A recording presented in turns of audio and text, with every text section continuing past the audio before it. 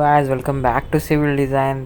तो गाइस, आज हम इस वीडियो में देखने वाले इंटरव्यू क्वेश्चंस जो कि इम्पोर्टेंट होते हैं आप जब इंटरव्यू के लिए जाते हैं तब, जो कि साइट पे आपको पूछे जाते हैं इंटरव्यू के लिए। जो भी क्वेश्चंस हम आज यहाँ पर कवर करेंगे गाइस, जो कि अक्सर आपको ओरल में भी पूछे जा सकते हैं या फिर कोई कॉम्पिटिटिव एग्ज़ाम है उसमें भी आपको जो आरसीसी डिज़ाइन के क्वेश्चन है वो आपको पूछे जा सकते हैं गाइज। तो वीडियो बहुत ही इंटरेस्टिंग होने वाला है गाइज, एंडिंग तक देखना। बहुत सारे क्वेश्चंस ये जो है आपको आने चाहिए, जो कि बेसिक्स है गाइज। जब आप साइट पे वर्किंग करते हो तब आपको पता होना चाहिए कि कॉम्प्रेसिव स्ट्रेंथ कैसे निकालते, टेंसाइल स्ट्रेंथ कैसे निकालते। ओके, उसके जो भी थंब रूल्स है ऑन साइट इस्तेमाल कैसे करते हैं गाइज। एक क्वेश्चन आपके एग्ज़ाम में भी आ सकते हैं गाइज, एमसीक्यू टाइप। जब आपके एमसीक्यू टाइप क्वेश्चन होते हैं इसमें भी पूछे जाते हैं, तब be prepare for it. Okay, उसके बाद हम जो भी इम्पोर्टेंट चीज़ें कॉलम के लिए, axially column, biaxial column, uniaxial column किसे कहते हैं, उसमें जो भी टर्म्स एंड कंडीशंस होती है जो कि साइट इंजीनियर के लिए जाननी ज़रूरी होती है। पोजीशंस ऑफ कॉलम, ओरिएंटेशन कौन सी होनी चाहिए कॉलम के लिए। उसके बाद लॉन्गिट्यूडल रेनफोर्समेंट, कॉलम के जो भी सेक्शनल व्यू है वो डिटेल में देखेंगे गाइज। उसके बाद जो भी ग्रेड्स होते, ordinary concrete, standard concrete, M10 से लेके M20, 15, और पार्शियल सेफ्टी ऑफ फैक्टर में आप देख सकते हो कंक्रीट के लिए और स्टील के लिए अलग पार्शियल सेफ्टी है। कंक्रीट के लिए हाई होती, लो होती है, स्टील के लिए ज़्यादा होती है गाइज। उसके बाद लोड कॉम्बिनेशन से वो भी डिस्कस करेंगे डिटेल में। और एंडिंग में देखेंगे हम स्टेयरकेस के पूरा डिज़ाइन देखेंगे, उसमें जो भी टाइप्स ऑफ स्टेयर होते हैं, जनरल गाइडलाइंस जो भी स्टेयरकेस में यूज़ किए जाती है वो डिटेल में देखेंगे गाइज। तो बहुत कुछ यहाँ पर आपको सीखने के लिए मिलेगा गाइज। स्टेयरकेस के डिज़ाइन प्रोसीजर भी देखेंगे, उसमें जो जो चीज़ें आपको पता होनी चाहिए जब आप स्टेयरकेस का डिज़ाइन करते हो। उसमें हाइट से लेके नंबर ऑफ राइज़र कितने चाहिए, थ्रेड्स कितने चाहिए, वो सारी चीज़ें वन बाय वन हम देखेंगे वो कैसे कैलकुलेट किया जाता है। तो यहाँ पर आपको सीखने के लिए बहुत कुछ मिलेगा गाइज। तो वीडियो को स्किप मत करना, मिस मत करना। ओके, और आपको पता है कि जब आप सिंगली रेनफोर्स सेक्शन या डबली रेनफोर्स सेक्शन डिज़ाइन करते हो वहाँ पर टेंशन साइड और कॉम्प्रेशन साइड अलग होती है गाइस। तो उसमें डिटेल में देखेंगे आप कि ये टेंसाइल जोन में आपको कौन सी चीज़ें ध्यान में रखनी चाहिए, और कॉम्प्रेशन जोन में यहाँ पर टी बीम, एल बीम किसे कहा जाता है उसको भी डिटेल में देखेंगे हम, और उसकी नेसेसिटी क्या होती है वो भी डिटेल में। तो फ्रेंड्स, यहाँ पर वन बाय वन देखते हैं हमारे जो भी स्ट्रक्चरल कंक्रीट के लिए जो भी हमारी कॉम्प्रेसिव स्ट्रेंथ रखती है, टेंसाइल स्ट्रेंथ क्या होती है, इलास्टिक मॉडुलस ऑफ कंक्रीट क्या होता है। इसमें आप देख सकते हो कि जो भी हमारा IS कोड यहाँ पर हमारा सील्ड सिलेंडर के लिए स्टैंडर्ड बीम से टेस्टिंग के लिए IS 516 है। उसके बाद आपको टेंसाइल स्ट्रेंथ ऑफ कंक्रीट निकालनी हो तो आपको FCR equal to 0.7 under root FCK यानी कि characteristic strength of compressive strength of concrete. उसके बाद इलास्टिक मॉडुलस ऑफ कंक्रीट देखा जाए तो is equal to 5000 under root FCK आपको पता है कॉम्प्रेसिव स्ट्रेंथ ऑफ कंक्रीट। यहाँ पर एक ग्राफ स्टेशन करो बिहेवियर ऑफ कंक्रीट के लिए। उसके बाद है गाइस जो कि हमारी कंक्रीट का पॉइजन रेशियो होता है, उसके रेंजेस होती है 0.15 टू 0.20। यहाँ पर देख सकते हो नॉर्मली जो 0.15 लेते हैं गाइस डिज़ाइन स्ट्रेंथ के लिए। उसके बाद देखेंगे stress strain curve for concrete के लिए हमारा स्ट्रेस स्ट्रेन कर्व देख सकते हो यहाँ पर। Okay, maximum compressive strength occur approximately at 0.02 range, इसलिए यहाँ पर आप देख सकते हो Emax होता है। उसके बाद इस लॉन्ग म्यू होता है हमारा 0.035। यहाँ पर देख सकते हो 0.035 के लिए आपको failure strength varies from 0.003 to 0.005 as per IS code 456, which permit the maximum strength in a concrete strain in a concrete. Okay यहाँ पर एक आइडियलाइज्ड स्ट्रेस स्ट्रेन कर हो, यहाँ पर देख सकते हो एक्चुअल कर जो मैक्सिमम वैल्यू है अपना स्ट्रेन की वो आपको मिलेगी 0.002 के लिए. ओके स्ट्रेस स्ट्रेन यहाँ पर जो भी 0.03 और 0.035. ओके ये आइडियलाइज करो है गाइस, यहाँ पर आप देख सकते हो. उसके बाद देखेंगे जो कि इम्पोर्टेंट है श्रिंकेज ऑफ कंक्रीट और क्रीप ऑफ कंक्रीट के बारे में. जब से आपको shrinkage is directly proportional to time of concrete. Okay वो वेरीज होता है इन रेंज 0.0002 टू 0.007. ओके इसी तरह क्रीप ऑफ कंक्रीट में आपको देख सकते हो एक ग्राफ है क्रीप ऑफ कंक्रीट के लिए. यहाँ पर आप इजीली समझ जाओगे इसे देख के. यहाँ पर आपने एक चीज़ ऑब्जर्व की, जो भी क्रीप ऑफ कंक्रीट होती है उसमें आप तो वो जो भी क्रीप का कोएफिशिएंट होता है वो 7 डेज़ के लिए 2.2 होता है, 28 डेज़ के लिए 1.6, 1 ईयर के लिए 1.1. यानी कि जैसे टाइम बढ़ता है उसका क्रीप कोएफिशिएंट कम होता है इनवर्सली प्रोपोर्शनली. ओके यहाँ पर देख सकते हो आप जैसे एज बढ़ेगा वैसे हमारा क्रीप का जो वैल्यू है वो कम हो सकता है guys. Specimen under constant loading. Okay उसके बाद स्टील रेनफोर्समेंट के बारे में कुछ बेसिक पॉइंट है वो आज हम कवर करेंगे गाइस. उसमें जो भी माइल्ड स्टील है HYSD है उसके बारे में जो भी डिटेलिंग है वो आगे देखेंगे गाइस हम. ये तो समझ आ गया होगा आपको कौन सी चीज़ें बेसिकली आपको एग्ज़ाम में भी सारे क्वेश्चंस पूछे जाते हैं. यहाँ पर आप देख सकते हो स्टील रेनफोर्समेंट के लिए हमारे 2 सेक्शन होते हैं. एक तो माइल्ड स्टील हुआ जिसमें राउंड बार होते हैं, उसके बाद HYSD high yield strength deform bar. यहाँ पर आप देख सकते हो स्ट्रेशन कर्व फॉर माइल्ड स्टील के लिए और ये idealize curve for mild steel है. ओके माइल्ड स्टील यानी कि FE 250 और हमारा टेंसाइल HYSD बार होता है FE 415 और FE 500 के लिए. यहाँ पर इसका ये आइडियलाइज कर्व है FE 415 और FE 500 के लिए. तो ये चीज़ आपको पता होनी चाहिए एज ए साइट इंजीनियर. जब आप एग्ज़ाम का कोई भी प्रिपरेशन करते हो आपको MCQ में आ सकते हैं सारे क्वेश्चंस गाइस. ओके HYSD क्या होता है, हमारा माइल्ड स्टील कौन सा होता है, जो कि इम्पोर्टेंट चीज़ें वही हम कवर करेंगे गाइस.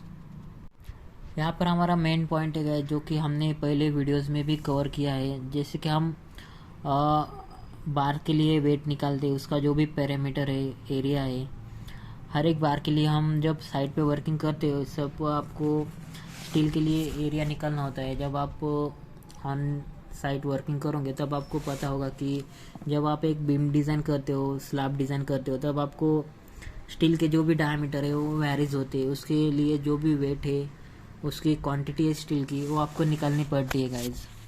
यहाँ पर आप देख सकते हो राउंड बार के लिए 6 या हमारे पहले तो डायमीटर ऑफ बार कितने होते हैं 6, 8, 10, 12, 16, 20, 22, 25, 28, 32, 36, 40. इसमें कि हमारे ए बार हमारे ऑन द साइड नहीं होते गाइज. ओके 18, 14, 24, 30, 26 उसका ये वेट है गाइज. तो यहाँ पर इम्पोर्टेंट चीज़ है गाइज आपको इसका वेट निकालना आना चाहिए. इसका शॉर्टकट से फार्मूला है गाइज 5² डिवाइड बाय 162.2 यानी कि 5 यानी कि डायमीटर ऑफ बार. यानी कि आपको 6 mm का बार हो इसका वेट निकालना हो तो 6 × 6 डिवाइड बाय 162.2 वो आएगा हमारा 0.0222. ये हमारा पूरा जो वेट है वो आपको पता होना चाहिए कितने बार का कितना वेट निकालते हो. ऑन द साइड आपको कोई इम्पोर्टेंट ट्रिक है गाइज है 5² बाय 162 ये फार्मूला यूज़ किया आपने तो ईजीली आप इसका वेट निकाल सकते हो गाइज ऑन कैलकुलेटर ऑन कैलसी. जो कि हमारा बेसिक वेट ऑफ स्टील होता है 7850 kg/m3. ये डेंसिटी ऑफ स्टील है गाइज हमारा जो कि 1 मीटर बाय 1 मीटर का बॉक्स किया तो आपको 7850 kg स्टील उसमें बैठ जाएगा। यहाँ पर आपने एक चीज़ ऑब्जर्व की, जब आप वेट निकालते हो गाइस, यहाँ पर आपको एरिया और पैरामीटर भी ज़रूरत नहीं है, मगर आपको निकालना आ सकता है। कभी साइड पे इम्पोर्टेंट होता है, या फिर कभी जब आप साइड पे जाओगे तब आपको वेट ही मेन है गाइस, वेट निकालना तो आना चाहिए आपको, भले आपको एरिया और पैरामीटर कोई नहीं पूछेगा। मगर आपको याद रखना चाहिए कि एरिया का फॉर्मूला हमारा π/4 इंटू डी स्क्वेयर, यानी कि 5/4 इंटू 6 mm का डायमीटर हो तो 5/4 इंटू 6 स्क्वेयर, इस तरह आपका एरिया निकल के आ जाएगा। उसके बाद पैरामीटर और वेट आप इजीली निकाल सकते हो गाइस। ये फार्मूला याद रखना, 5² / 162। जब आप साइड पे जाओगे तब आपके लिए इम्पोर्टेंट चीज़ है गाइस ये। यहाँ पर ये हमारे स्टैंडर्ड वेट है गाइस। यहाँ पर आप देख सकते हो 6 mm के लिए अपना वेट है 0.222। उसके बाद 8 mm के लिए 0.395 kg पर मीटर के लिए वेट है गाइस ये। उसके बाद 10 mm के लिए 0.616, 12 mm के लिए 0.888, 16 mm के लिए 1.5 kg पर मीटर, 20 mm के लिए 2.4 kg पर मीटर, 22 के लिए 2.9 kg पर मीटर। उसके बाद 25 के लिए हमारा 3.8 kg पर मीटर, 28 के लिए हमारा 4.8 kg पर मीटर, 32, 36, 40 के लिए हमारा 9.860 kg पर मीटर, और 36 और 32 के लिए हमारा 6.3 और 7.9 kg पर मीटर के लिए। तो ये सारी चीज़ें आपको आनी चाहिए गाइस। यहाँ पर एक ट्रिक है गाइस, जहाँ पर हमने लिखा है डायमीटर ऑफ बार। जैसे कि आपको 10 सेंटीमीटर यानी 10 mm, यानी कि आपको पता है कि 4 इंचेस डायमीटर उसका, 8 इंचेस यानी कि आपको पता है कि 20 mm का बार होता है वो। ओके, तो इंचेस में का आपको फीट में कन्वर्जन आना चाहिए। कन्वर्जन फैक्टर के लिए हमने पहले भी वीडियोस बनाए गाइस, आपने अगर वो वीडियोस नहीं देखी, वहाँ पर हमने एकड़ क्या होता है, हेक्टर क्या होता है, mm, feet, pounds, kg, metre cube, feet cube, square feet, इसका पूरा कन्वर्जन 1 by 1 हमने डिटेल में डिस्कस किया है गाइस। आपने अगर वो वीडियोस नहीं देखे तो प्लीज़ एक बार प्लेलिस्ट में जाके देख लेना गाइस। बहुत सारी चीज़ें वहाँ पर आपको प्लेलिस्ट में मिल जाएगी गाइस। ओके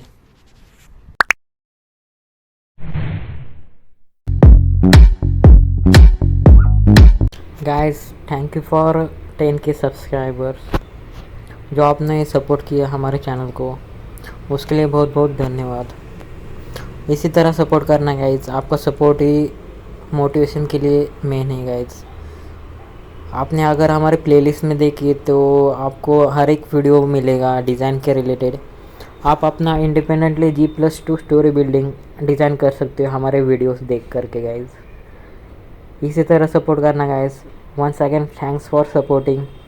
और हर सैटरडे संडे हम लाइव आते हैं, उसका अगर नोटिफिकेशन बेल चाहिए तो चैनल को ज़रूर सब्सक्राइब करना और हमारे टेलीग्राम और व्हाट्सएप को ज्वाइन करना। नीचे मैंने डिस्क्रिप्शन में उसकी लिंक दी है guys. Thank you very much for support guys. Have a nice day. तो फ्रेंड्स, यहाँ पर आप देख सकते हो बीम के लिए मिनिमम रिक्वायरमेंट होती है। आपको अगर बीम की डेप्थ पता होनी चाहिए, वो आपको यहाँ पर आप देख सकते हो बीम की डेप्थ होती है 112 to 115 of the span. Okay, simply supported के लिए। और कंटिन्यूस के लिए आपको 115 to 120 of the span for continuous. Okay, normally तो हम 250 to 700 लेते हैं in the multiple of 50। Normally हमारे बीम की जो साइजेस होती है 250, 300, 350, 400 इसी तरह होती है गाइस। उसके बाद विड्थ ऑफ बीम देखा जाए तो विड्थ के लिए आपको नॉर्मली हम 230 mm का विड्थ यूज़ करते हैं on site, on depend on wall होती है गाइस। यहाँ पर आप देख सकते हो प्लान में अच्छी तरह से। ओके, तो फ्रेंड्स यहाँ पर हम देखेंगे कुछ ओरल के लिए या फिर इंटरव्यू के लिए क्वेश्चन वन बाय वन। यहाँ पर हमारा पहला क्वेश्चन है, in a singly reinforce beam effective depth it is measured from its compression edge. Okay, effective depth is measured from in tensile reinforcement, जो कि हमारे टेंसाइल रेनफोर्समेंट के ऊपर जो भी इफेक्टिव डेप्थ है वो हम मेजर करते हैं गाइस। उसके बाद the section of reinforce beam where most distance fibre reinforcement and tensile reinforcement at an permissible state simultaneously. Balance section में ही ऐसा होता है गाइस। ओके, बैलेंस सेक्शन में आपको दोनों कॉम्प्रेशन और टेंशन जो भी परमिसिबल स्टेट है वो साइमल्टेनियसली अफेक्ट होते हैं गाइस, जैसे कि हमने पहले वीडियोस में भी देखा है। उसके बाद हमारा अगला क्वेश्चन है, in a singly reinforce beam the permissible stress is in a concrete reaches earlier than the permissible stress in a steel, the beam section is called as over reinforce section. Okay, जब concrete का permissible stress earlier पहले अपने permissible stress के पास पहुंच जाता है तब उसको हम और रेनफोर्स सेक्शन बोलते हैं। उसका फेल्यूर होता है वो हमारे जब हम स्टील ज़्यादा प्रोवाइड करते उसमें, तब उसको और रेनफोर्समेंट सेक्शन कहा जाता है गाइस। उसका 3 सेक्शन है, एक तो बैलेंस सेक्शन, अंडर रेनफोर्समेंट और रेनफोर्समेंट। ओके, तीनों में डिफरेंस है गाइस। ओवर रेनफोर्समेंट में आपको स्टील बार ज़्यादा प्रोवाइड करते, अंडर रेनफोर्स में आपको कम प्रोवाइड करते, और बैलेंस में आपको दोनों मैनेज कर लेते हैं हमारा। उसके बाद as the percentage of steel increases depth of neutral axis increases. सही है। ओके, ये आंसर है हमारा। Distribution of shear intensity over the rectangular section of a beam follows the parabolic curve। उसके बाद spacing of स्टीरअप्स in a rectangular beam increases at the centre of beam. जैसे कि आपको पता है कि सेंटर ऑफ बीम में स्पेसिंग ज़्यादा होती है, जब आप सेंटर में स्पेसिंग ज़्यादा होती है और सपोर्ट के लिए स्पेसिंग कम दी जाती है गाइस। उसके बाद maximum shear stress in concrete RCC beam is a formula है guys, maximum shear stress of concrete निकालने के लिए shear force divide by lever arm into width. उसके बाद in a beam the local bond stress is equal to the shear force divide by lever arm into total parameter of reinforcement. The thickened plat of a flat slab over its supporting columns is technically known as drop panel। Flat slab में आप beams consider नहीं करते guys, beams होते वो just outer beams होते और बीच में हमारे बीम्स नहीं होते गाइस। ओके, वहाँ पर हमारे ड्रॉप पैनल यूज़ होते हैं गाइस जनरली। उसके बाद देखेंगे the thickness of flange of T beams upper is slab is assumed as thickness of a concrete topping। The foundation is called shallow of its depth is equal to the width of foundation। Okay, the horizontal portion of steps of staircase is thread कैसे जिसे, और vertical portion होता है उसे हम rise कहते हैं। The number of threads in a flight is equal to the riser minus 1, जैसे कि हमने स्टेयर डिज़ाइन की वीडियोस में भी देखा है। उसके बाद हमारा अगला इंटरव्यू के लिए क्वेश्चन है guys, the under reinforce section means the steel will yield first. सही है, स्टील वहाँ पर पहले इल्डिंग होता है उसमें। ओके, डिफ्लेक्शन आपको स्टील में दिखाई देगा, मगर ओवर रेनफोर्स में आपको सडनली ब्रेक डाउन आ जाएगा ओवर रेनफोर्स में, क्योंकि वहाँ पर कॉन्क्रीट पहले फेल होता है गाइज। जैसे कि हमने देखा है यहाँ पर ओवर रेनफोर्समेंट सेक्शन में आपको कॉन्क्रीट पहले फेल होता है, इसलिए उसका फेल्यूर होता है वो सडनली होता है। ओके, उसका कोई भी हमें अर्लियर नहीं देता है वो डायरेक्शन कोई। और अंडर रेनफोर्समेंट सेक्शन में आपको स्टील इल्ड फर्स्ट दिखाई देता है, उसके जो भी सिम्टम्स है वो पहले दिखाई देते हैं गाइस। उसके बाद the shear enforcement in RCC in is provided to resist the diagonal tension. सही है। ओके, तो ये सारी चीज़ें आनी चाहिए गाइस जब आप इंटरव्यू लिए जाते हैं गाइस। उसके बाद मेन क्वेश्चन है गाइस जो कि इंटरव्यू के लिए अक्सर पूछा जाता है आपको। यहाँ पर आप देख सकते हो the load stress of a section can be reduced by replacing the larger bars by the greater numbers of a small bar. Replacing the larger bars by the greater numbers of small bar. जैसे कि आपको अगर load stress section का reduce करना हो तो आप many numbers of small bar use करेंगे उसमें। जैसे कि आपको 20 mm का बार यूज़ करना है तो आप 16 के 2 बार यूज़ करेंगे उसको। ओके, जितना एरिया आएगा उसके ऊपर हम कैलकुलेट करेंगे वो, उसके ऊपर हम मोमेंट ऑफ रेजिस्टेंस जितना होता है उसका आप एरिया ऑफ स्टील निकालेंगे। उसके ऊपर आपको 20 लेना हो तो आप 16 के वहाँ पर ले सकते हो। अगर आपको 25 लेना हो तो 16 के आप वहाँ पर बार यूज़ कर सकते हो गाइज।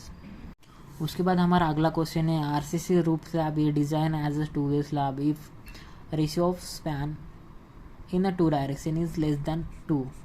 ओके, तो ये भी सही है। Design of RCC cantilever slab is based on the resultant force at a fix end. Cantilever slab का जो भी रिजल्टेंट फोर्स है वो फिक्स एंड में लिया होता है गाइज। जैसे कि आप कैंटिलीवर होता है वो, इसका जो भी रिजल्टेंट है यहाँ पर एक फिक्स फोर्स है वहाँ पर लिया जाता है गाइज। इसका पूरा डिज़ाइन हमने पहले वीडियोस में देखा है। उसका पूरा ये जो प्लान देख रहे हो इसमें जो भी कैंटिलीवर का कंसेप्ट है वो हमने कवर किया है गाइज। सारा बीम का शेड्यूल हमने वहाँ पर डिस्कस किया। आपने अगर वो वीडियोस नहीं देखे तो एक बार प्लेलिस्ट में जाकर देख लेना गाइज। बहुत सारी चीज़ें वहाँ पर हमने प्लेलिस्ट में डिज़ाइन की है। 1-way स्लैब क्या होता है, स्टेयरकेस का स्लैब, 2-way स्लैब। उसके बाद हमारा अगला क्वेश्चन है गाइज कॉलम और strut in as a compression member the effective length of which exceed 3 times the at least lateral dimension. Okay, तो ये आपने पढ़ा होगा IS कोड में या अपने कॉलेज में, जो कि इम्पोर्टेंट कंसेप्ट है।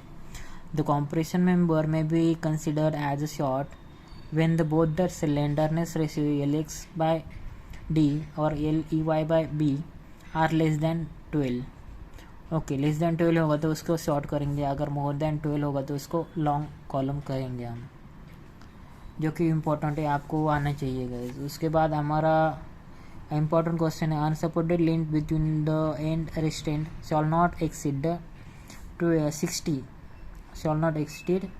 60 times the least lateral dimension of the column.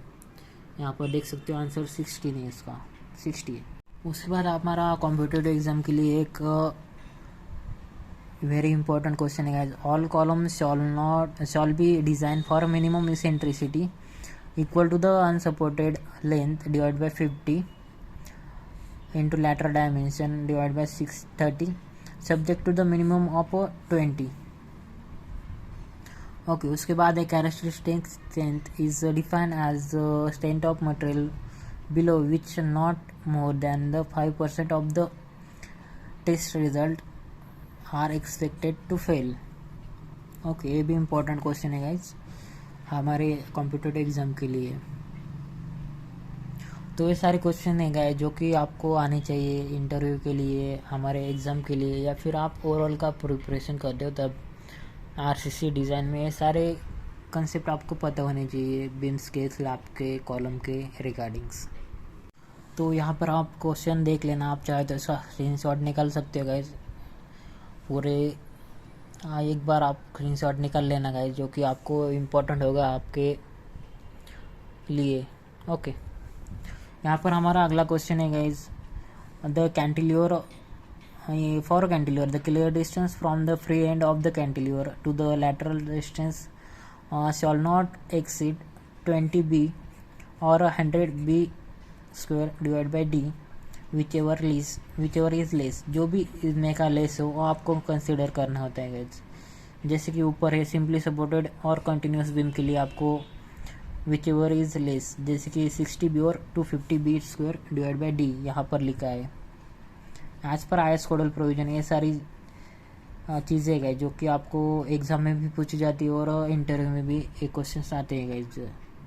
उसके बाद हमारा मेन कंसेप्ट है guys compression bars in a compression the value of bond trace for a bars in a tension shawl be increase by 25%। Okay, जब आप W reinforce section design करते हो तब आपको कॉम्प्रेशन में जो भी स्टील बार प्रोवाइड करते हो, as per compare to the tension उसका बॉन्ड स्ट्रेस होता है वो 25% ज़्यादा होता है गाइज। इम्पॉर्टेंट क्वेश्चन है आपके लिए। उसके बाद anchorage value of standard U type hook shall be equal to the 16 times diameter of bars. U type hook होता है उसका एंकरेज वैल्यू वो 16 टाइम्स ग्रेटर होता है डायमीटर ऑफ बार। उसके बाद देखेंगे हमारे मेन कंसेप्ट के बारे में। ओके तो गाइस ये हमारी प्लेलिस्ट है जिसमें आप देख सकते हो 1500 के ऊपर हमने वीडियोस अभी तक बनाए हैं, जिसमें आप साइट इंजीनियर के रिलेटेड थंब रूल्स होते हैं, बहुत सारी चीज़ें आपको RCC design, planning, estimation, costing, mix proportion, estimation, thumb rules, बार बेंडिंग शेड्यूल, लेबर के जो भी वर्क होते हैं, रेट एनालिसिस, पूरा स्ट्रक्चर सिविल इंजीनियर के रिलेटेड आपको जो जो इम्पोर्टेंट चीज़ें हमने यहाँ पर इस चैनल पे डिस्कस किए सिविल डिज़ाइंस पे। अगर आपने हमारे वीडियोस नहीं देखे तो एक बार प्लीज़ देख लीजिएगा, इस बहुत इम्पोर्टेंट चीज़ें आपको सीखने के लिए मिलेगी। इसमें हर एक डिज़ाइन कंसेप्ट पे हमने फोकस किया है गाइस, लर्निंग पर्पस के लिए अच्छा है आपके लिए, एक बार देख लेना गाइस। Thank you. उसके बाद हम जब साइट पे वर्किंग करते हो तब आपके लिए ये क्वेश्चन आता है guys, the horizontal distance between the parallel main reinforcement bar shawl not be more then three times the effective depth of a solid slab और 300 mm whichever is smaller. जो भी कम से कम है 300 mm और 3 times the effective depth of a solid slab, इनमें से जो भी कम है वो आपको लेना है गाइस। उसके बाद अगला क्वेश्चन है, the horizontal distance between parallel enforcement of bar against the shrinkage and temperature shall not be more than the 5 times the effective depth of a slab और 450 mm whichever is less और smaller. तो as per IS codal provision है guys ये सारे questions जो कि exam में भी पूछे जाएंगे, विच एवर इज स्मॉलर हो आपको लेना है गाइज। उसके बाद हमारा अगला मेन क्वेश्चन है guys, the minimum area of tension reinforcement shall not be less than that given by, यहाँ पर AS divide by BD, okay 0.85 divide by FY। Okay जैसे कि यहाँ पर आप देख सकते हो minimum area of tension reinforcement वो आपको shall not be given by AS divide by BD 0.85 divide by FY। यहाँ पर आप देख सकते हो उसका सॉल्यूशन भी सेम है गाइज, जो कि आपको एग्ज़ाम में पूछे जाते हैं क्वेश्चन गाइज जो कि इम्पोर्टेंट होते हैं। ओके तो यहाँ पर हम अगले वीडियोस में कवर करेंगे स्ट्रक्चरल प्लानिंग, इसमें जो भी एस्टिमेशन लोड्स होते हैं, मेंबर डिज़ाइन कैसे किया जाता है, अगले वीडियो में हम कवर करेंगे गाइज इसका। उसके बाद हमारा अगला इंटरव्यू क्वेश्चन है guys, the maximum area of tension reinforcement shall not exceed 0.4 BD। ये जो D होता है गाइज यहाँ पर हमारा टोटल जो क्लियर इफेक्टिव डेप्थ नहीं होता, स्मॉल D यानी कि हमारा इफेक्टिव डेप्थ होता है, कैपिटल D यानी कि ओवरऑल डेप्थ होता है उसको। उसके बाद हम कंसिडर करेंगे हमारा अगला question, where the depth of web in a beam exceed the side face reinforcement shall be provided along the two faces 750 mm guys. Okay तो ये सारी चीज़ें आपको आनी चाहिए जब आप इंटरव्यू के लिए, ओरल के लिए या फिर कॉम्पिटिटिव एग्ज़ाम के लिए प्रिपेयर करते हो गाइज, जो कि इम्पोर्टेंट होते हैं हर एक साइट इंजीनियर के लिए, सिविल इंजीनियर के लिए। अगर आप स्टूडेंट हो तो आपको ये सारी चीज़ें आनी ही चाहिए गाइज। उसके बाद हमारा मेन क्वेश्चन है, जब साइट के लिए आप इंटरव्यू के लिए जाते हैं तब आपको पूछा जाएगा कि the diameter of reinforcing bar shawl not exceed the 18 of the total thickness of the slab. The diameter of reinforcing bar shall not exceed 1/8 of the reinforcement total thickness of a slab। तो ये चीज़ें guys जो कि आपको आनी चाहिए on site. जब आप प्रैक्टिस करते हो on site as a site engineer, आप जॉब करते हो, तब आपको हर एक थंब रूल्स पता होने चाहिए सिविल इंजीनियर के रिगार्डिंग। साइट के जो भी कॉलम, स्लैब, बीम की जब कास्टिंग होती है या फिर उसके जो भी वर्किंग डिज़ाइंस होते हैं, उसके जो भी थंब रूल्स है वो आपको पता होने चाहिए। जैसे कि हमने पहले वीडियोस में उसके ऊपर हमने डिटेल में डिस्कस किए। पहले वीडियोस नहीं देखे तो एक बार प्लेलिस्ट में जाके देख लेना। उसके बाद हमारा लास्ट क्वेश्चन है, the cross sectional area of a longitudinal reinforcement shall not be less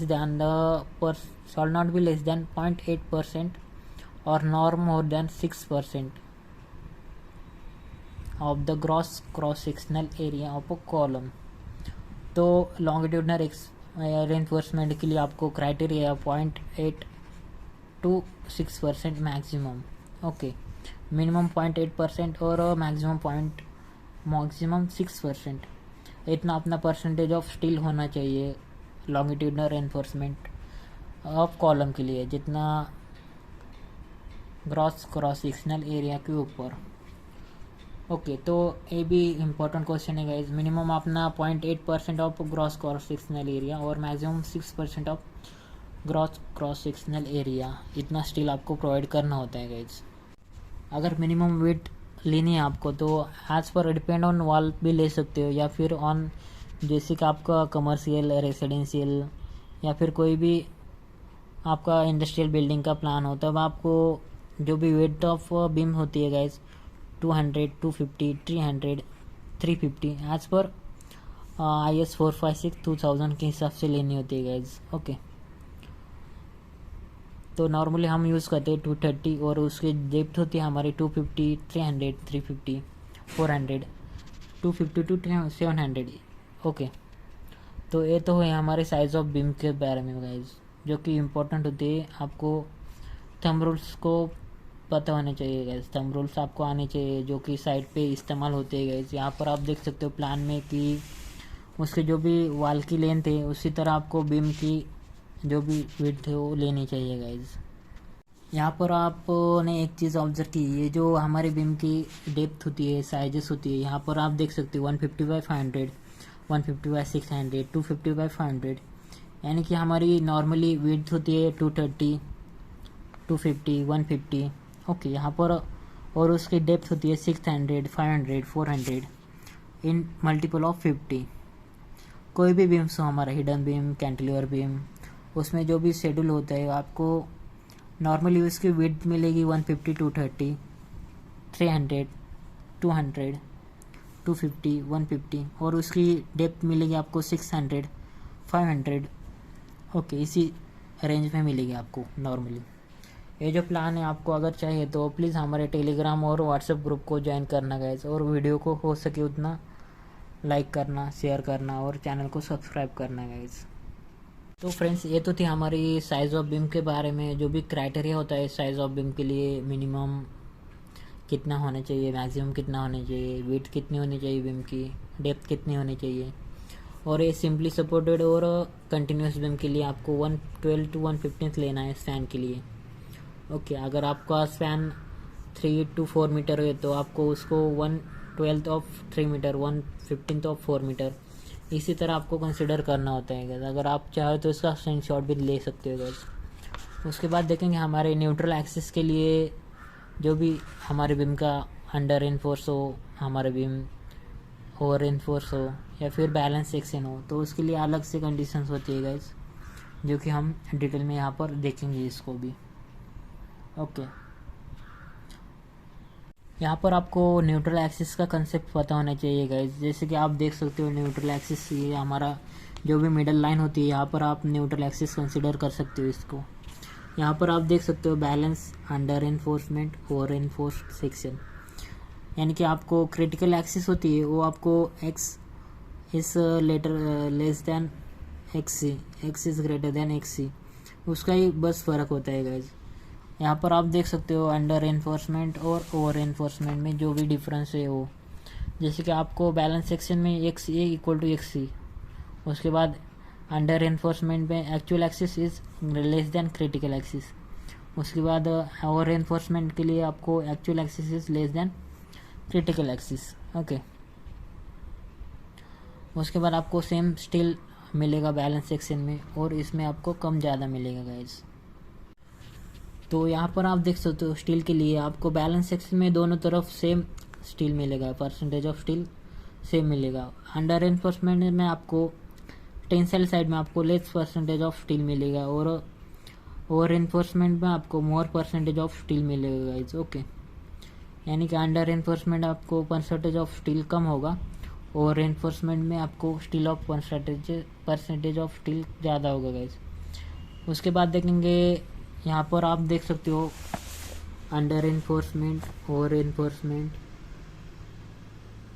okay, और ये बैलेंस सेक्शन के लिए यहाँ पर आपको स्टील यहाँ पर कम मिलेगा, यहाँ पर ज़्यादा होगा गाइज, और बैलेंस में आपको सेम परसेंटेज ऑफ स्टील दोनों साइड में मिलेगा। ये तो हमारी कॉम्प्रेशन साइड है, और बीच नीचे वाले हमारे टेंशन साइड है गाइज। ओके, ऊपर कॉम्प्रेशन, नीचे टेंशन साइड है, जैसे कि आप टेंसाइल साइड में बार प्रोवाइड किए होते हैं। अगर इसका कंपैरिजन देखा जाए फेल्यूर के बारे में, अगर both steel and concrete reaches the maximum permissible state at the same time balance में, अगर अंडर एनफोर्समेंट में पहले आपको कौन सा स्टील फेल होगा, तो आपको tensile steel maximum permissible stresses से अभी तक ज़्यादा पहुँचेगा गाइज। ओके, पहले ये स्टील फेल होगा अंडर एनफोर्समेंट में, और एनफोर्समेंट आपको पहले कंक्रीट फेल होगा गाइज। यहाँ पर देख सकते हो जो कि कंक्रीट मैक्सिमम परमिसिबल स्टेज तक पहले पहुँच जाएगा, उसीलिए वो फेल होगा गाइज। तो ये सारी चीज़ें अंडर एनफोर्समेंट और एनफोर्स सेक्शन के लिए आपको पता होनी चाहिए गाइज। ओके, जो कि इम्पोर्टेंट होते हैं, एक साइट इंजीनियर को आना चाहिए ये चीज़ें, और एक सिविल इंजीनियर के लिए इम्पोर्टेंट है गाइज। अगर ये फेल्यूर समझ में नहीं आया तो हम यहाँ पर ग्राफ में देखते हैं, यहाँ पर फिगर में। और एनफोर्समेंट के लिए आपको जो भी दोनों पहले जो फेल होगा वो आपको ओवर एनफोर्समेंट या अंडर एनफोर्समेंट, अंडर एनफोर्समेंट आपको फेल होगा पहले टेंसाइल ए साइड फेल होगी गाइज। ओके, ओवर एनफोर्समेंट में आपको ओवर एनफोर्स स्टील प्रोवाइड किया तो आपको फेल्यूर ऑफ पहले कंक्रीट मिलेगा गाइज। ओके, उसके बाद बैलेंस सेक्शन में आपको दोनों ही सेम कंडीशन में फेल हो गए गाइज, जब आप ज़्यादा उस पर स्ट्रेस या लोडिंग डालोगे तब। ओके, यहाँ पर अंडर एनफोर्समेंट में पहले टेंसाइल स्ट्रेंथ यानी कि अपना स्टील बार पहले फेल हो सकता है, उसके बाद ओवर एनफोर्समेंट में अपना स्टील पहले फेल नहीं होगा, पहले तो कंक्रीट का जो भी कॉम्प्रेसिव स्ट्रेंथ है वो फेल होगा, उसके बाद स्टील फेल होगा गाइज। यहाँ पर और भी डिफरेंस है मोड ऑफ फेल्यूर से, रिमार्क से। यहाँ पर आप देख सकते हो रेशियो ऑफ जो भी साइमल्टेनियसली रीच होता है दोनों मटेरियल की, स्टील और कंक्रीट के लिए। अंडर एनफोर्समेंट देखा जाए तो उसका न्यूट्रल एक्सिस से शिफ्ट होता है towards the upward side of the equilibrium condition. Okay, उसका जो भी centre of gravity of compressive force also shifted upwards होता है। ओके, उसके बाद अंडर ओवर एनफोर्समेंट देखा जाए तो इसका डाउनवर्ड शिफ्टिंग होगा गाइज। यहाँ पर आप देख सकते हो neutral axis shift downward to the satisfied equilibrium condition. उसके बाद इसका जो भी सीजी होता है सेंटर ऑफ ग्रेविटी वो शिफ्टेड थोड़ा अपवर्ड होगा गाइज।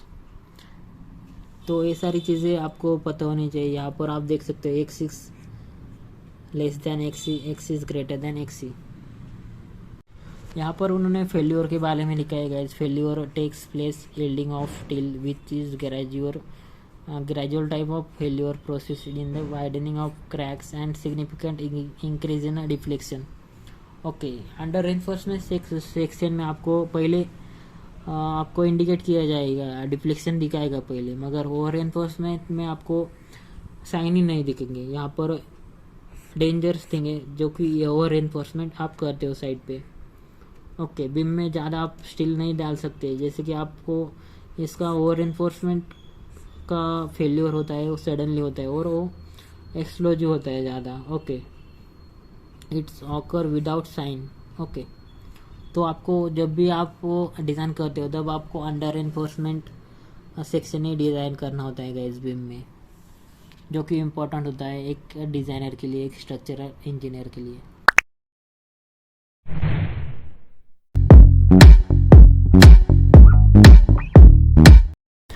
तो गाइस यहाँ पर आप देख सकते हो एक कट सेक्शन है 2 BHK और 3 BHK फ्लैट्स के लिए।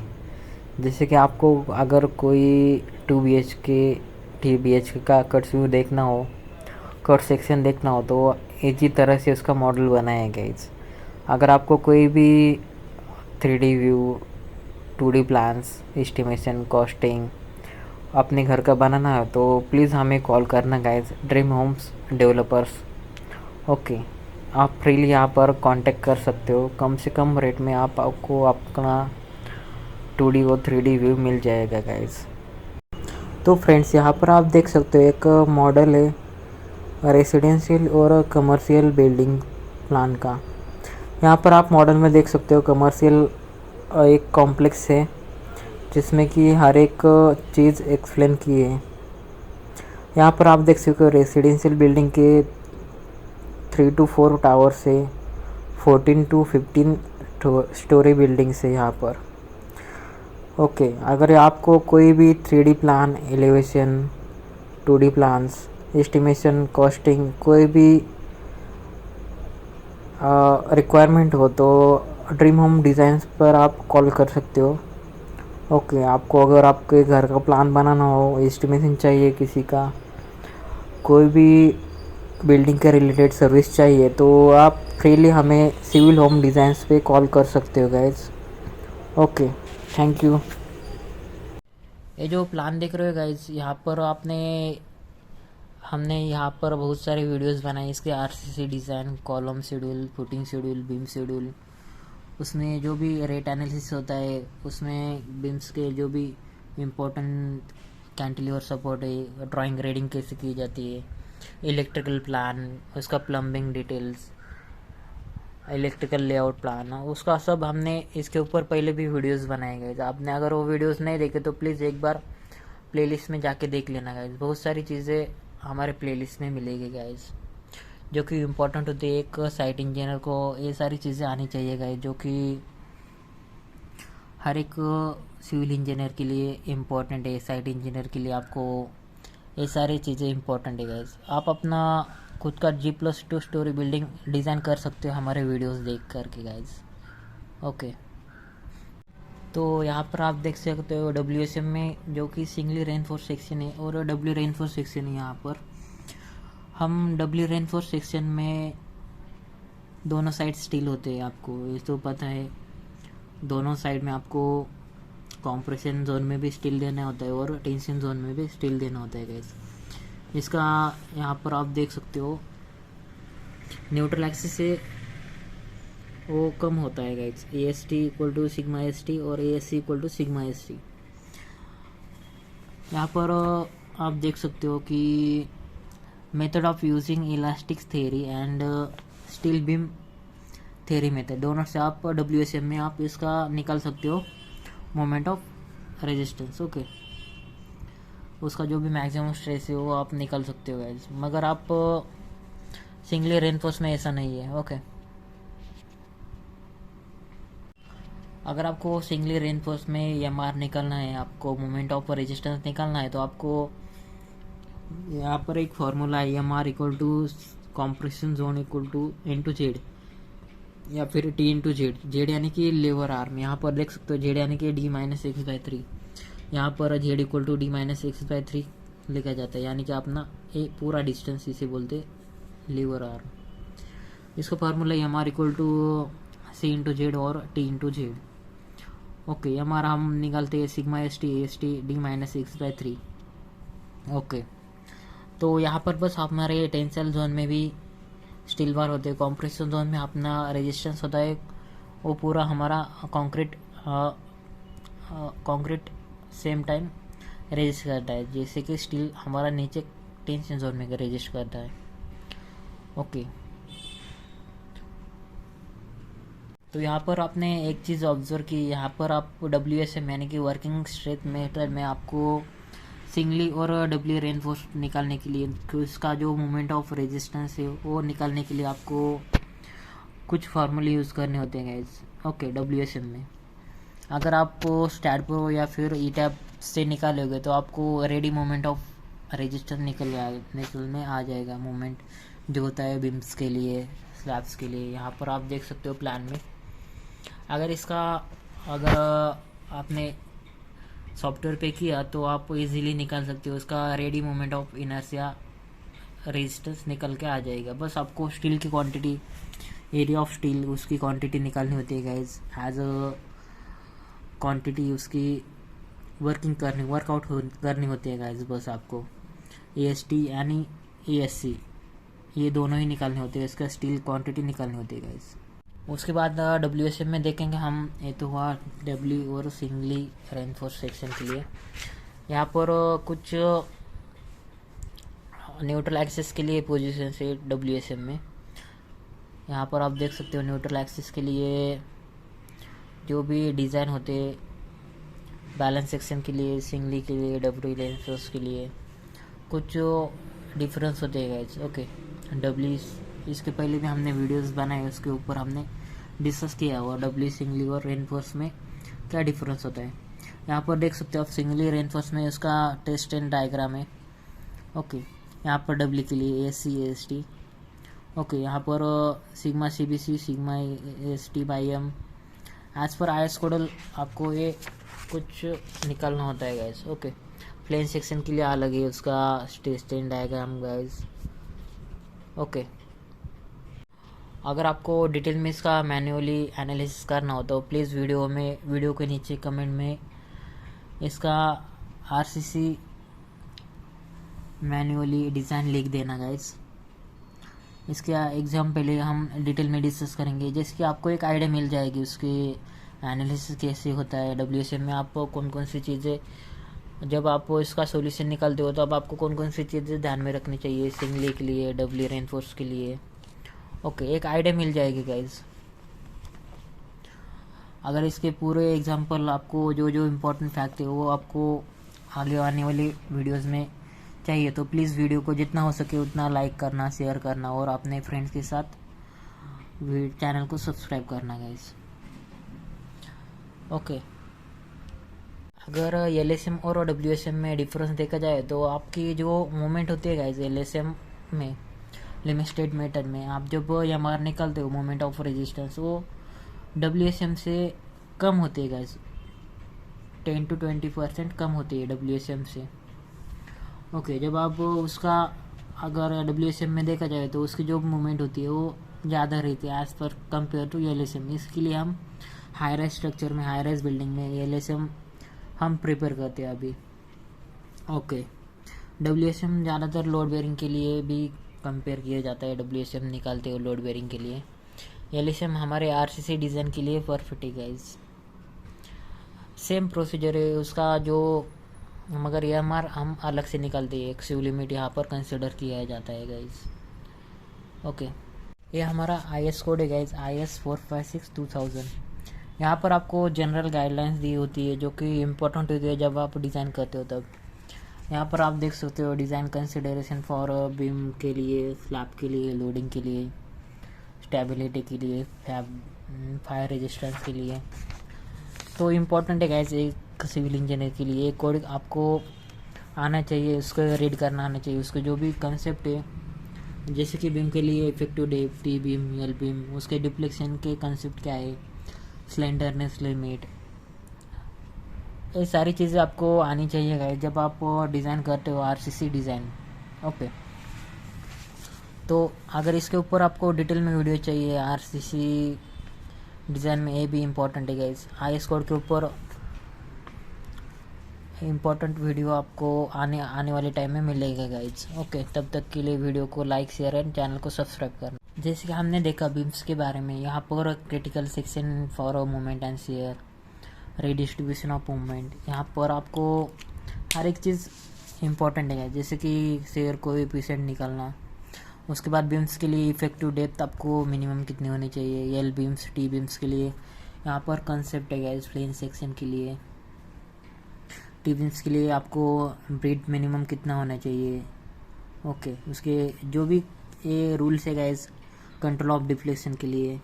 उसके बाद कैंटिलीवर के लिए आपको पढ़ा होगा कि कैंटिलीवर के लिए आपको effective depth to span ratio span to effective depth का रेशियो आपको कैंटिलीवर के लिए C1, सिंपली सपोर्टेड के लिए 20 और कंटिन्यूस के लिए 26 होता है गाइस। तो ये है हमारा पेज नंबर 37 बीम्स के लिए रिगार्डिंग जो भी इम्पोर्टेंट ट्रिक्स है आईएस कोडल प्रोविजन से वो यहाँ पर दिए है गाइस। ये आप देख सकते हो यहाँ पर LSM में लिखा है कि आपको अगर इसका जो भी कॉम्प्रेशन फेल्यूर अवॉइड करना है तो आपको रिकमेंड किया है IS 456 मिनिमम स्ट्रेन करस्पॉन्डिंग 0.0035, जैसे कि IS कोड ने हम देखेंगे आने वाले टाइम उसके ऊपर जो भी इम्पोर्टेंट टिप्स है और थंब रूल से इम्पोर्टेंट। ये भी टेबल आपको IS कोडल प्रोविजन है, जैसे कि आप देख सकते हो types of steel, XU limit, MU limit, FE250 के लिए 0.53, FE415 के लिए 0.48, FE500 के लिए 0.46 और MU लिमिट FE250 के लिए 148, 138 एंड 133 FC के BD स्क्वायर। तो ये आपने पढ़ा होगा अपने कॉलेज लाइफ में, ओके, जो कि इम्पोर्टेंट होता है, हर एक सिविल इंजीनियर के लिए आना ही चाहिए। तो LSM में ए टेबल इम्पोर्टेंट है। यहाँ पर आप देख सकते हो limiting moment carrying capacity of different grades, जैसे कि XU limit divide by D जो कि स्पैन है, उसके बाद MU लिमिट 148, 138 एंड 133 FC के BD स्क्वायर और इसका 0.53, 58, 48 और 46, जैसे कि FE500, 415 और माइल्ड स्टील FE250 के लिए ये इम्पोर्टेंट है गाइस। जब आप LSM में डिज़ाइन करते हो ये टेबल आपको IS कोड में भी मिलेगा, जैसे कि आपको यहाँ पर MR निकालने के लिए, MU लिमिट के लिए आपको निकालने के लिए ये स्टैंडर्ड वेट है गाइस, ये स्टैंडर्ड फार्मूला है। MU लिमिट 0.36 FC के XU limit by D 1 minus 0.42 XU limit by D BD square. इसके लिए आपको MU लिमिट निकालना चाहिए। यहाँ पर आपने एक चीज़ ऑब्जर्व की, यहाँ पर टोटल 3 कंडीशंस है, जैसे कि आप यहाँ पर देख सकते हो LSM depth of neutral axis and area of steel, उसके बाद moment of resistance and rectangular section, rectangular section के लिए है, उसके बाद neutral axis and area of section depth के लिए, उसके बाद moment of resistance of flange section, यानी कि आपके T बीम्स हो, L बीम्स हो, उसके लिए अलग कंडीशंस है गाइज। तो ये सारी चीज़ें आपको आनी चाहिए as a site engineer, as a civil engineer. इसके डिटेल में आपको एनालिसिस चाहिए तो प्लीज़ वीडियो को जितना हो सके उतना लाइक करना, शेयर करना, ओके। उसके पूरे एग्जाम्पल के साथ उसका मैनुअल डिज़ाइन देखेंगे हम आने वाले वीडियोस में, उसके सॉल्यूशंस देखेंगे, मैनुअल डिज़ाइन कैसे किया जाता है बीम्स वो देखेंगे गाइज, ओके, जो कि इम्पोर्टेंट चीज़ है आपके लिए। यहाँ पर आप देख सकते हो कि जो भी आपको अंडर इन्फोर्समेंट और इन्फोर्स सेक्शन, बैलेंस सेक्शन, यहाँ पर XU limit XU is less than XU max, XU is greater than XU max, XU equal to XU max, balance section में यहाँ पर इक्वल टू आना चाहिए, ओके, जो कि रॉन्ग दिया है इसमें। बैलेंस सेक्शन, ओवर इन्फोर्समेंट और अंडर इन्फोर्स सेक्शन के लिए अलग अलग टाइप की चीज़ें होती है गाइस, ओके। तो आने वाले टाइम में हम देखेंगे LSM के लिमिटेड मेथड के जो भी मैनुअली एनालिसिस करते हैं हम सिंगल रेनफोर्स के लिए, डबल रेनफोर्स के लिए और प्लेन सेक्शन के लिए। तब तक के लिए वीडियो को लाइक करना, शेयर करना अपने फ्रेंड्स के साथ और चैनल को सब्सक्राइब करना ना भूलना गाइज। तो फ्रेंड्स, आई होप आपको वीडियो अच्छा लगा होगा, वीडियो का कंटेंट अच्छा लगा होगा। ये जो प्लान देख रहे हो आप, इसका अगर आपको AutoCAD फाइल चाहिए या फिर इसकी जो भी ड्राइंग फाइल आपको चाहिए तो प्लीज़ हमारे टेलीग्राम और व्हाट्सएप ग्रुप को ज्वाइन करना। नीचे टेलीग्राम और व्हाट्सएप की लिंक वहाँ पर हमने दी है गाइज। इसके पहले उसका डिटेल एनालिसिस सामने किया है, आपने अगर हमारे वीडियोस नहीं देखे तो प्लेलिस्ट में जाके देख लेना गाइज। बहुत सारी चीज़ें वहाँ पर आपको मिलेगी, rate analysis, costing, estimation, electrical drawing, RCC designs, plumbing के डिटेल्स, उसका पूरा क्वांटिटी सर्वे किया है हमने, स्टील की क्वांटिटी निकालनी है, बीम्स के जो भी इम्पोर्टेंट थंब रूल्स होते हैं वो हमने साइट इंजीनियर के लिए लिए हैं गाइज। आपने अगर वो वीडियोस नहीं देखे तो एक बार प्लेलिस्ट में जाके देख लेना गाइज, बहुत इंपॉर्टेंट वीडियो है।